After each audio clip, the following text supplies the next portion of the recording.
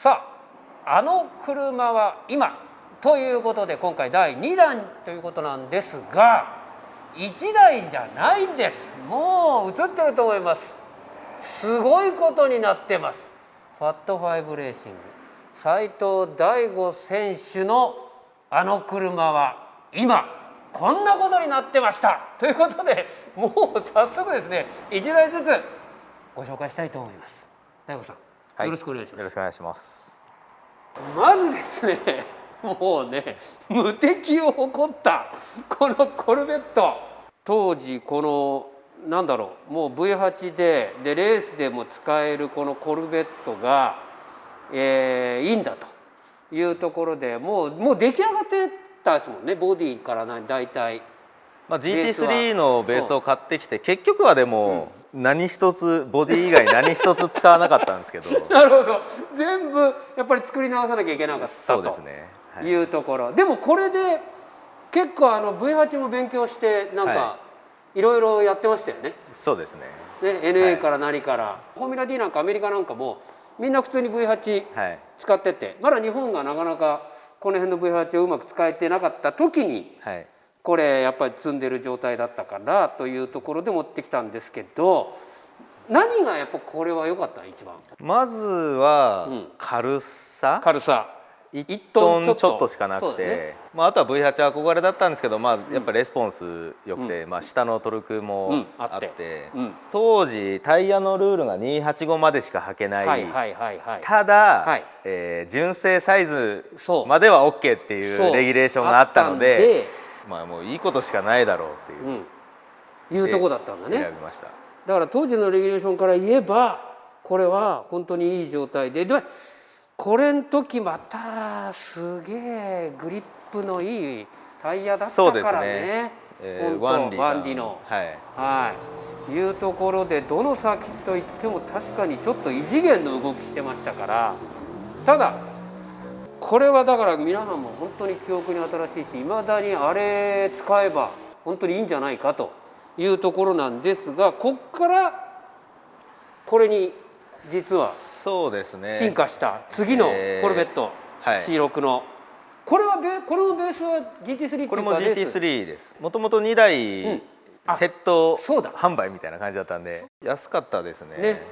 いうところで、こっちはちょっとエンジンを全然また違う状態にしてと。そうですね。ただこっちは8スロでレスポンス重視で、ただ上の伸びがちょっと足らなかったんで、こっちをもう少し上が伸びるエンジンにして、ただいろいろこれも物議があり今ボンネット売ってませんけども、基本的にこれ出過ぎだとか、もういろいろ言われ、で結局実戦では使ってない。 D1 で使ったんですけど、ほぼ使ってなくてに等しいぐらいですね。そうですね。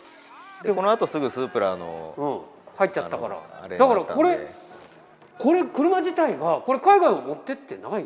全然持ってってないです。でしょ。だからこれあんまり使ってない。ほとんど使ってないですね。でもこれもう走らせることはないの？いや走らせたいんですけどね、なかなかチャンスがないですね。なるほど。そういう車がいっぱいあるからね。というこれ2台目の車、ここにありますよ。まだ売ってないですよこの方は本当に。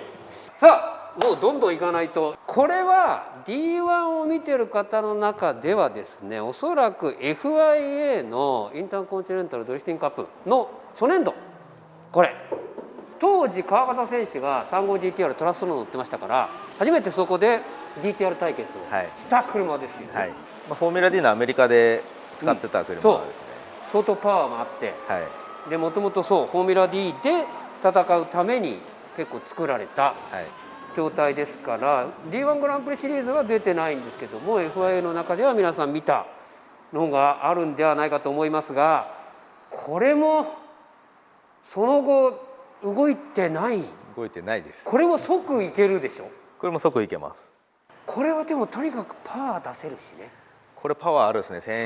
1300か1400くらい現状であるんですね。そのぐらいが本当いつでも欲しいぐらいな。そうですね。出ちゃうんですよこの子は HKS がやりすぎるせいで。いやいや違うと思います。HKS はいつも抑えてこれぐらいで使ってくれというところをこの人が勝手にいじってパワー出して走ってたはずです多分。ってことは VR もこれで大体分かってる。分かってます。まあ、でも 2J がね一番好きだけど V8 から VR、一番っていうんじゃないですけどね、2J はやっぱり使いやすくて、今トヨタさんのエンジンだと2J がいいかなっていう。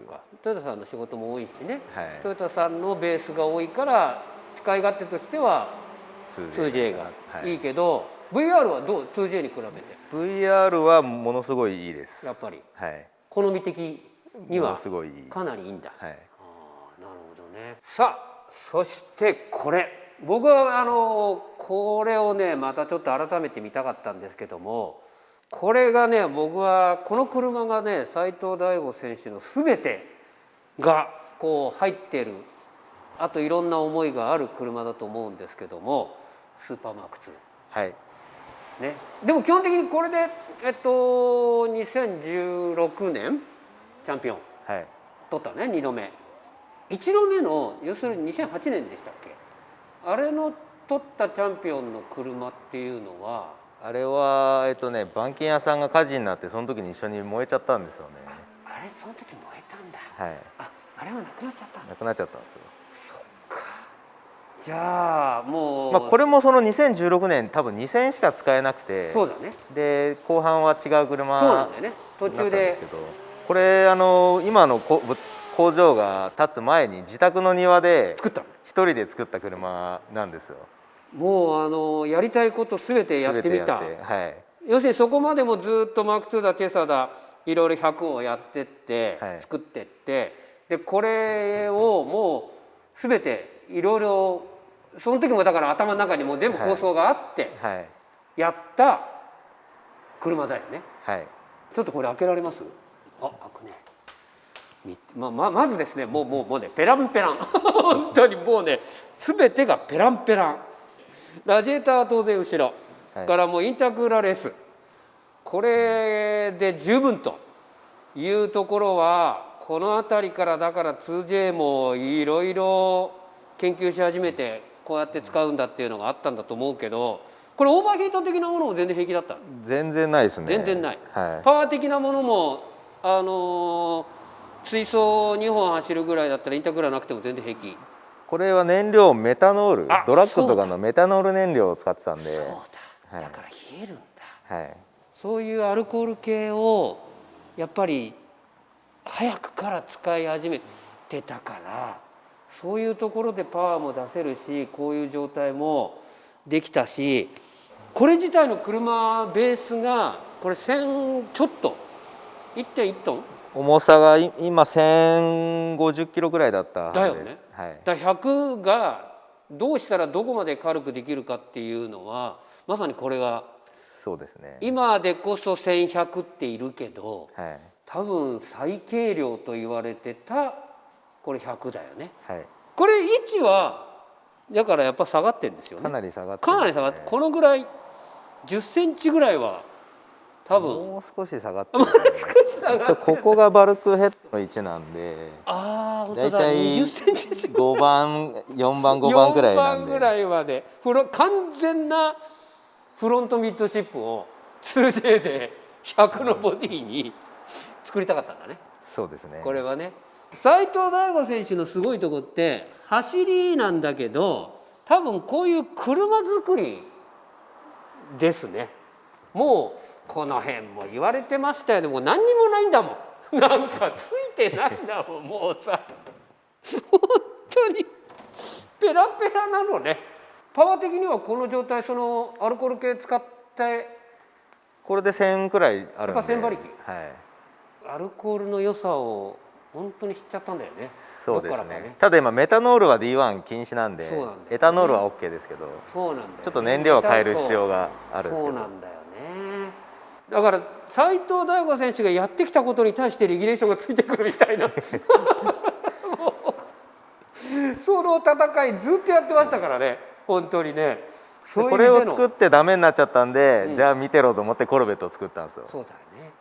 だからこれもアウトで、これ2000しか本当出なくて、でその後にここまでやりすぎない尺を作ってそれで走ってましたけど、別に俺たちからするとそんなに遜色がない状態だけど全然違う、はい、まあ愛着が違うんですね。愛着自分でそのガレージの庭で作った車という、はい、じゃあ本当にこの大悟選手の思いがっていうかやりたいことやそのやったことが全部詰まってるのはやっぱこれが一番、これが愛着は一番あるですね。まあ今作ったらもっとあそこはこうしたいとかいろいろあるんですけど、当時のからしたら自分からしたらもうこれが愛着、はい、もう見れる時はないの走りはなんかであるかもしれないですね。なんかチャンスがあったら、はい、そのいっぱいあるし新しいのもあるし見せたいのはいくらでもいっぱいあるんだもんね、はい、見てみたい。ちょっとこれがどのぐらいのポテンシャルを改めて持ってるのか。でもその時ちょっと全部見たいけどね本当にね。さあそしてこれは結構 D1 でも何回か出たんですけど、これ何に出たんだ？中国です。 D1 中国使いました。そっか、そこで出てたんだ、はい、D1 中国で中国で使ったのと、これ他海外で大体これ結構そうですね使ってた SC、これはこれも 2J これも 2J ですの仕様で、どのぐらいのパワーがあるの？これは当時アメリカ走ってた時は1200馬力これもくらい、はい、これもアルコール？これはアメリカで最初はドラガスで途中でアルコールにチェンジした。やっぱりチェンジして、はい、で結構パワー出してたんだ。そうですね。で車自体も軽い。向こうはレギュレーションでタイヤサイズあるんで、そうか1250くらい何に合わせてある、はい、これなんでこの SC なんかあったんだっけ？なんで SC にしたんだっけ？特にはないんですけど、たまたま当時アメリカとフォーミュラ D のアジア行くっていう時に、SC のベースと ISC のベース車があって、で、まあ、古い車よりは当時まだちょっと目新しかったやつで行きたいっていうんで。なるほどね、はい、そういう意味で特に海外中心で本当にね走ってた。そっか、日本の中ではシリーズの中では見てないんだなこれな。いやというとこで基本的には12345台、これ1台ずつやってたらもうこれだけでだって5本分ぐらいできちゃうってことになっちゃいますけど、まとめて皆さんにお届けするということになりますけれどもね、見たいですね走りがね。走らせたいですね。なんかそういうチャンスをなんかに作ればいいですね。作ってください。これはじゃないとだったら動く状態で置いとく必要もないしね。これ多分走ってなんぼのところもあるし、でその凄さ走らせるとまた分かるところもあるし、これ本当に斉藤大吾選手としてよりもファットファイブレーシングの斉藤大吾としてのもう子供というか作品ですもんね。車作るのと出て走るのってどっちが好きなの？なんか最近俺最近車作るのすごく楽しくて好きなんですよ。なんかまあそれで走らせられるから作って走るのが好きなんでしょうけど、作るの好きだよね。作るの好きです。斉藤大吾はどこに行くんですか？いやまあやっぱ自分で作ってそれをどう走らすとどういう感じなのかなっていうのを自分で乗れるから、まあなおさら楽しいんだと思うんですけど。だから別にでも自分が乗れる限りはだから乗るけど、もしかしたらいつかはじゃあ作るだけになるかもしれないってこと？ありえますね、全然。そうだよね。もうなんか世界中のいろんなとこからオファー来てますからね、仕事が。おかげさまで。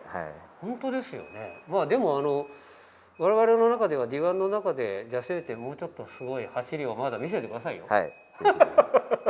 ということで、とはいえ車は今これだけの車を、これ今回初です。これ、イデオプションチャンネル、いいの出していい？ぜひ。大丈夫ですね。いやということで初だそうです。